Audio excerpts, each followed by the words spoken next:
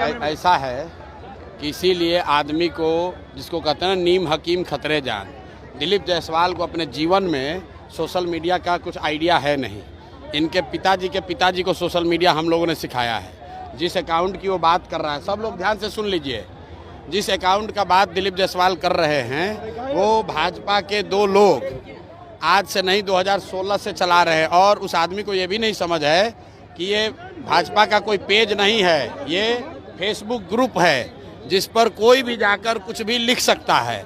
2016 से ये 2 लड़के भाजपा के ये ग्रुप चला रहे हैं। उस पर आरजेडी के लोग भी पोस्ट करते हैं, उस पर जनसुराज के भी लोग पोस्ट कर रहे हैं, भाजपा के लोग भी पोस्ट कर रहे हैं।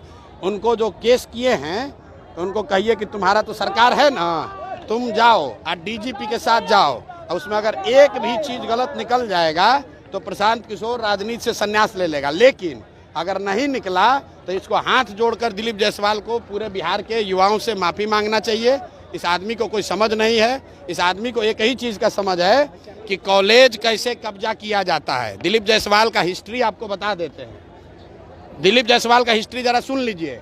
सीमांचल में माइनॉरिटी के मेडिकल कॉलेज में ये व्यक्ति कैसे उस कॉलेज को इन्होंने गलत तरीके से कब्जा किया हुआ है, उसकी जांच होनी चाहिए। और बेचारे जो सरदार जी उसके मालिक थे, जिन्होंने उस कॉलेज की स्थापना की, उनकी हत्या हुई, कैसे हत्या हुई, इसकी जांच होनी चाहिए। ये हमको डराने की कोशिश कर रहे हैं। भाई तुम दिल्ली, यहाँ पटना से लेकर दिल्ली तक जितना साइबर एक्सपर्ट है उसको ले आओ और ला कर दिखाओ। अगर प्रशांत किशोर ने, जनसुराज ने गलती की हुई है तो हम लोग मान लेंगे। ये इसको कुछ आइडिया है नहीं, किसी ने बता दिया कि अरे भैया ये भाजपा के ग्रुप में जनसुराज का मैसेज है। तुम भाजपा के ग्रुप में जनसुराज का आदमी नहीं लिखेगा। आप किसी के भी पेज पर जाकर कुछ भी कमेंट कर सकते हैं, उसमें क्या है? आपको लगता है सर चुनाव से पहले आपको बदनाम करने की? अरे भैया बदनाम क्या होगा इसमें? बदनाम हमको क्या करेगा भाई? सब लोग समझ रहा है सरकार किसकी है, भाजपा की है। तो अगर कोई फेसबुक पेज गलत चल रहा है तो तुम पकड़ लो। दिल्ली में सरकार तुम्हारी है, पटना में सुनिए ना, अरे भाई सरकार किसका है? बिहार और दिल्ली में सरकार किसका है? फेसबुक पेज पर अगर कुछ गलती है तो तुम पकड़ो, अगर है हिम्मत तो। पत्रकार वार्ता काहे कर रहे हो? और साथ में ये भी कह रहे हैं कि जिस कॉलेज को कब्जा करके बैठे हुए हो उसका भी जांच करा लो, अपनी ही सरकार से करा लो कि उस कॉलेज का मालिक कैसे बने हो। अशोक चौधरी ने कहा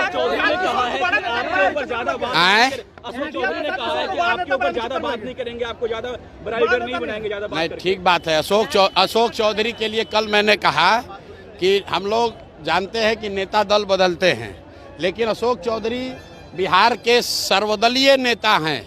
इनके बाबूजी कांग्रेस में, ये खुद जदयू में, बेटी लोजपा में और दामाद आरएसएस भाजपा में। तो भाई एक ही चीज़ बचा हुआ है, आरजेडी। अब घर में 1-2 और कोई भांजा भगीना होगा, उसको भतीजा को उसको आरजेडी में भी डाल दे। तो ये बिहार की जनता देख रही है कि ये एकमात्र परिवार है जो कि पांचों दल में है। कोई भी किसी दल को वोट दीजिएगा, अशोक चौधरी जी को उसमें लाभ ही लाभ है। अरे मोदी जी आ रहे हैं तो आप लोग देखिए कि सब जिला से बिहार के बच्चों का, बिहार के गरीब जनता के पैसा पर, आपके हमारे पैसा से भीड़ जुटाने के लिए सब सरकारी खर्चा पर बस से ले जाकर भीड़ जुटाया जा रहा है। तो सब लोगों को पूछना चाहिए कि भाई आप हम लोग को कुछ दे तो नहीं रहे हैं, हम लोग का ले क्यों रहे हैं?